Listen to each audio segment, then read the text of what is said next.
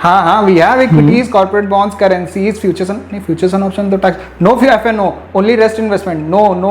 Okay okay, next time bring your translator. Okay, किससे translator मांग रहे हो? अरे सर, जब से जेपी मॉर्गन अपने ग्लोबल बॉन्ड इंडाइसेस में इंडिया को ऐड किया, तब से फॉरेन इन्वेस्टर्स की कॉल रुक ही नहीं रहे हैं। रुकेगा भी नहीं। पर सर मुझे ये समझ में नहीं है कि ये है क्या और कैसे इंपैक्ट करेगा। तो ये इंडिया के लिए ऐसा है जैसे सेंसेक्स और निफ्टी में किसी कंपनी का ऐड होना। कैसे? देखो, ग्लोबल मार्केट के 3 मेजर इंडाइसेस हैं, JP Morgan, Bloomberg Barclays and FTSE Russell. और ग्लोबली जिन इन्वेस्टर्स को पैसिवली इन्वेस्टिंग करना होता है इन बॉन्ड्स, तो यही 3 मेजर इंडाइसेस चूज करती है। पर बॉन्ड मार्केट का साइज ही कितना है जो $128 ट्रिलियन। वो इतना, फिर इंडिया को क्या फायदा होगा? JP Morgan bond indices currently $213 billion का, और इंडिया अगले 10 महीने में इस बॉन्ड का 10% लेने वाली है। तो हर मंथ 1% ऐड होगा टिल मार्च 2025, तो टोटल $21 बिलियन का इन्फ्लो आएगा।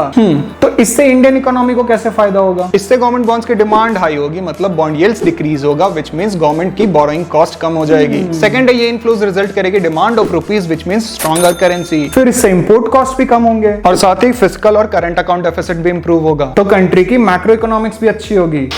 और इससे और इन्वेस्टर्स अट्रैक्ट होंगे हमारे equities and other investment options के लिए। नेक्स्ट फायदा होगा बैंक्स को। आरबीआई के रूल के अकॉर्डिंग बैंक्स को अपने डिपॉजिट का 23% गवर्नमेंट बॉन्ड्स में इन्वेस्ट करना होता है, जिससे अगर बॉन्ड की डिमांड बढ़ेगी तो जो उनकी एग्जिस्टिंग होल्डिंग है उसकी भी प्राइस इंक्रीज होगी। फॉरेन इन्वेस्टमेंट इतना इंपॉर्टेंट है तो फिर इसे बुरा क्यों बोलते हैं सब? बुरा सिर्फ सोशल मीडिया कहती है, हमारे कंट्री के इकोनॉमिक्स नहीं।